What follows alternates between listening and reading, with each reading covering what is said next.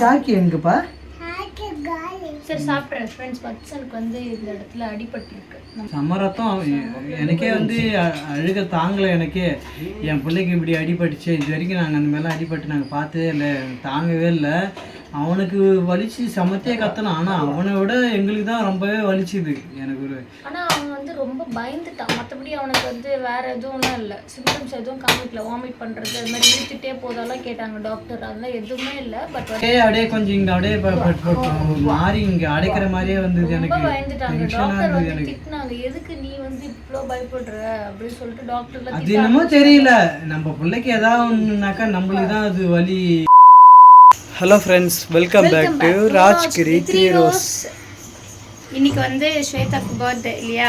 ஆமாம், இன்னைக்கு வந்து ஸ்வேதாக்கு பர்த்டே. மே 30 தான் வந்து ஸ்வேதாவோட பர்த்டே. எல்லாரும் வந்து ஸ்வேதாக்கு விஷ் பண்ணிவிடுங்க. Wish many more happy returns of the day. நீ லைஃப் ஃபுல்லாக வந்து ஹாப்பியாக இருக்கணும். நீ வந்து மேலும் மேலும் படித்து நல்ல வேலைக்கு போயிட்டு நல்லபடியாக நீ வந்து உயர்ந்து காட்டணும். ஸோ எல்லோரும் வந்து ஸ்வேதாவுக்கு விஷ் பண்ணிவிடுங்க. நாங்கள் வந்து ஸ்வேதா வீட்டுக்கு போகலாம் அப்படின்னு ஒரு பிளான் போட்டுட்டோம். ஆனால் எங்களால் போக முடியாத ஒரு இன்சிடெண்ட் வந்து நேற்று நடந்துடுச்சு. ஸோ அதை வந்து அப்புறமா சொல்கிறேன் என்ன நடந்துச்சுன்னு சொல்லிட்டு.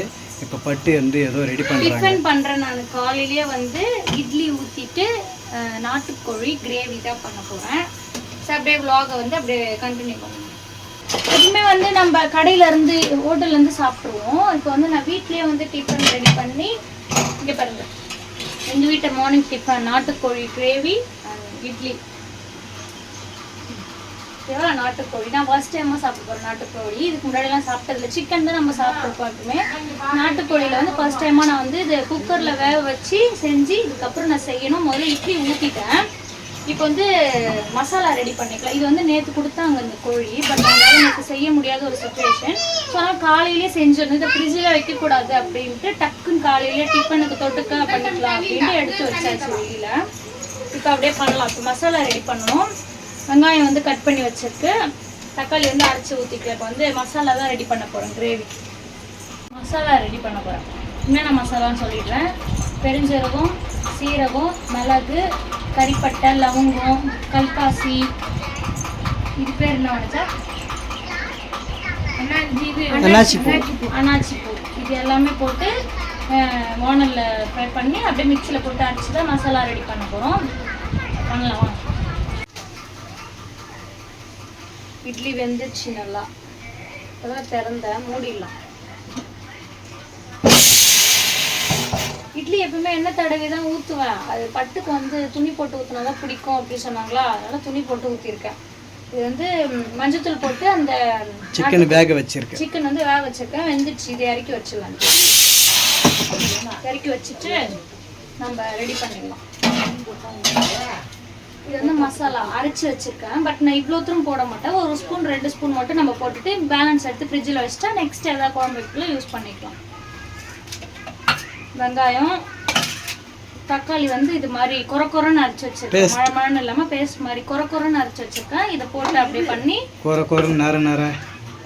பண்ணிவிட்டு சிக்கன் போட்டு நம்மளுக்கு தேவைன்னா வீட்டு மிளகாத்தூள் கொஞ்சம் போட்டு இந்த மசாலா போட்டு ரெடி பண்ண போகிறோம். அவ்வளோதான்.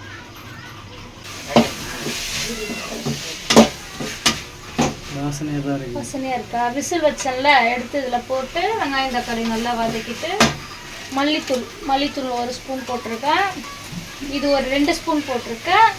குழம்பு தூள் ஒரு ஸ்பூன் போட்டிருக்கோம். ஏன்னா கொஞ்சம் தானே.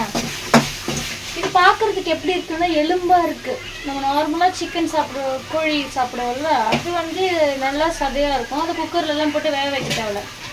அப்படியே நம்ம இது பண்ணாலும் வெந்துடும் டக்குன்னு. ஆனால் இது வந்து எப்படி மட்டன் எலும்பாக இருக்குமோ அது மாதிரி இருக்குது இந்த நாட்டுக்கோழி. நான் ஃபர்ஸ்ட் டைமாக சமைக்கிறேன்ல, அதனால கொஞ்சம் எப்படி வரும் தெரியல. ஆனால் வாசனை நல்லா சூப்பராக வருது.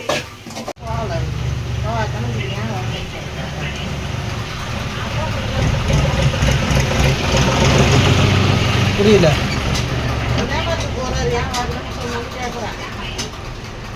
வண்டி தான் ரிப்பேரில் இருக்குது. அவங்க அந்த வண்டி எடுத்து போகிறாங்கல்ல, வண்டி ரிப்பேராக இருக்குது. ஜேம்ஸ் முட்டாய் எங்க? சாக்கி எங்கப்பா? சரி சாப்பிட்றேன் ஃப்ரெண்ட்ஸ். வட்சனுக்கு வந்து இந்த இடத்துல அடிபட்டுருக்கு. நம்ம பொட்டு வைப்போம்ல நெத்தி, சாக்கி மேலே வந்து வந்துட்டாப்பா. அடிபட்டுருச்சு. எப்படி அடிபட்டுருச்சுன்னா நேற்று வந்து ஒரு 5 o'clock போல் எங்கள் வீட்டில் தான் விளையாடிட்டு இருந்தான். பட்டு வந்து இங்கே இருந்தாங்க. நான் வந்து தூக்கிட்டு போயிட்டேன் எங்கள் வீட்டுக்கு. அப்போ விளையாடிட்டு இருக்கக்குள்ளே கட்டில் இருந்து கீழே விழுந்துட்டோம். விழுந்த உடனே இந்த இடத்துல வந்து கொஞ்சம் ஆழமாக அடிபட்டுருச்சு. அதாவது 2 தையல் போட்டிருக்கோம். நேற்று அப்படியே உடனே பட்டுக்கு ஃபோன் பண்ணி நான் இங்கே என்ன சொல்கிறது, பட்டும் தம்பி அவங்க வீட்டில் இருந்தாங்க, நான் இங்கே இருந்தேன். வனஜா ஃபோன் பண்ணி மாமா தம்பி அடிபட்டுட்டு சொன்னதுமே எனக்கு ஒன்றுமே புரியவே இல்லை. நான் மட்டும் ஓடி போயிட்டு 2 செகண்ட் கூட அங்கே இல்லை. தம்பியை தூக்கிட்டு வண்டியில் உட்கார வச்சு பட்டு போட்டுட்டு உட்கார வச்சு நம்பூர் ஹாஸ்பிட்டல் போய் நம்பூர் ஹாஸ்பிட்டல் 2 ஹாஸ்பிட்டலுமே நேற்று ஒரு ஹாஸ்பிட்டல் மூடி இருந்தது. ஒரு ஹாஸ்பிட்டல் டாக்டர் வரல சொல்லிட்டாங்க. உடனே இங்கேருந்து பக்கத்தில் ராமநாதபுரம் ஜிப்மர் ஹாஸ்பிட்டல் பிரான்ச் இருக்குது, அங்கே கூட்டு போயிட்டு டாக்டர்லாம் வந்து உடனே வந்து ட்ரீட்மெண்ட் பண்ணிட்டாங்க. அவங்க வந்து கத்துறோம். நாங்கள் 4 பேர் பிடிக்கிறோம். வந்து நிறைய போயிடுச்சு. சமரத்தம் எனக்கே வந்து அழுக தாங்கலை. எனக்கே என் பிள்ளைக்கு இப்படி அடிபட்டுச்சு. இது வரைக்கும் நாங்கள் அந்த மாதிரிலாம் அடிபட்டு நாங்கள் பார்த்ததே இல்லை, தாங்கவே இல்லை. அவனுக்கு வலிச்சு சமத்தே கத்தணும். ஆனால் அவனை விட எங்களுக்கு தான் ரொம்பவே வலிச்சுது. எனக்கு ஒரு ஆனால் அவன் வந்து ரொம்ப பயந்துட்டான். மற்றபடி அவனுக்கு வந்து வேற எதுவும் இல்லை, சிம்டம்ஸ் எதுவும் காமிக்கல. வாமிட் பண்ணுறது அது மாதிரி இழுத்துட்டே போதெல்லாம் கேட்டாங்க டாக்டர், அதெல்லாம் எதுவுமே இல்லை. பட் வந்து பயத்தில் அழுதுகிட்டே இருந்தான். வந்த உடனே வந்து 4 பேர் கையை காலை பிடிச்சி 2 தையல் போட்டு விட்டு பேராசிட்டமால் கொடுத்து வீட்டுக்கு அந்த ரத்தத்தோட பார்க்கும்போது எனக்கு அப்படியே என்ன சொல்றது, எனக்கு என் மனசு என்கிட்ட இல்லை. எல்லாரும் ஓடி வந்துட்டாங்க வீட்டில். எல்லாரும் பயம் என்ன பண்றதுன்னே தெரியல. எனக்கே அப்படியே கொஞ்சம் இங்க அப்படியே மாறி இங்க அடைக்கிற மாதிரியே வந்தது. எனக்கு பயந்துட்டாங்க. டென்ஷனா டாக்டர் இருந்தது. வந்து எனக்கு திட்டினாங்க, எதுக்கு நீ வந்து இவ்வளோ பயப்படுற அப்படின்னு சொல்லிட்டு டாக்டர்ல அது என்னமோ தெரியல. நம்ம பிள்ளைக்கு ஏதாவது ஒண்ணுனாக்கா நம்மளுக்கு தான் அது வலி. எங்க அம்மாவெல்லாம் சொல்லுவாங்க, உனக்குலாம் உன் பிள்ளைக்கு ஏதாவது ஒன்றுனாக்கா உனக்கு எப்படி வலிக்கும் பாரு அப்படின்னு சொன்னாங்க. அதே மாதிரி வந்து எனக்கு ரொம்பவே அவனுக்கு வலிச்சதை விட எங்களுக்கு வந்து பல மடங்கு வலிச்சுது. ஏன்னா பெற்றவங்களுக்கு தான் தெரியும் அந்த வலின்றது. அப்போ எனக்கு அது தெரிஞ்சுது அந்த வலி. என்னால் கண்ட்ரோல் பண்ணவே முடியல.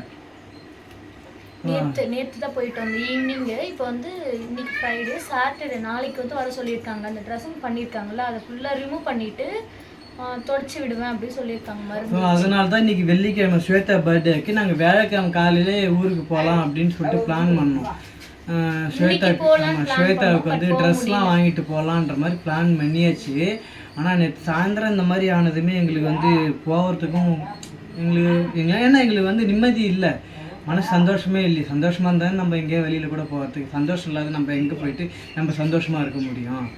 ஆனால் தம்பி இப்போ விளையாடுறான். அவன் விளையாடுறத பார்க்கும்போது சந்தோஷமாக தான் இருக்குது. இருந்தாலும் அந்த ரத்தத்தோடு பார்த்த இது அப்படியே என் கண்ணிலே இருக்குது.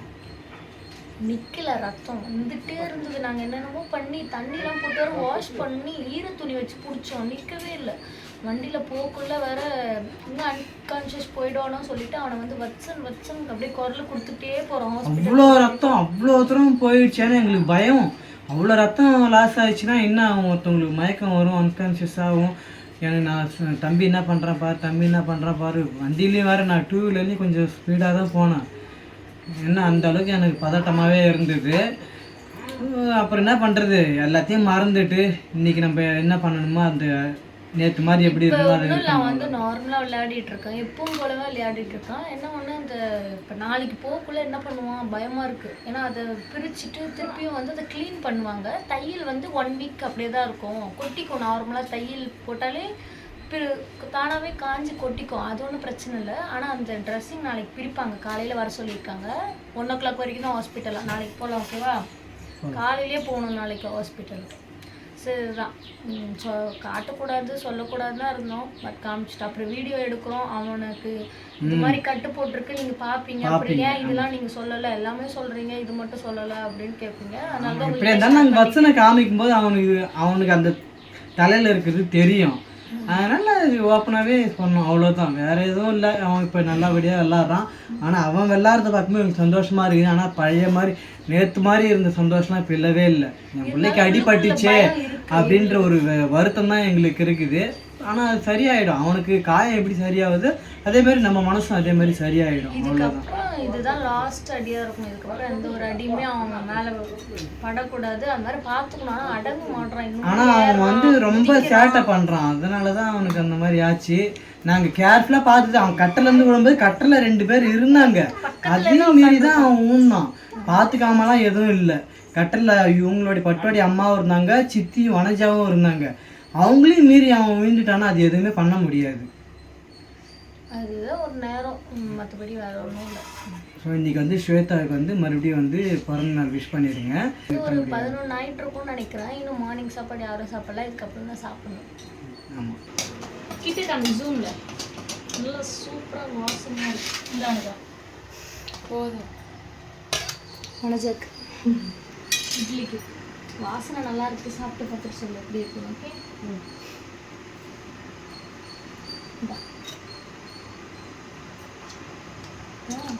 நல்லா இருக்கு. உன் ஸ்டைலில் எப்படி இருக்கும், இது என் ஸ்டைல் எப்படி இருக்கு? நீ வைக்கிற மாதிரியா இருக்கு? இது டிஃப்ரெண்ட்டாக இருக்கு, நல்லா இருக்கு. நம்மளுக்கு கையால் அரைச்ச மசாலா நல்லாயிருக்கும். நல்லா இருக்கு வாசனையாக. காரம்லாம் இல்லை, ரொம்ப காரமான அவள் காரம் சாப்பிட மாட்டான். லைட்டாக வச்சுருக்கேன்.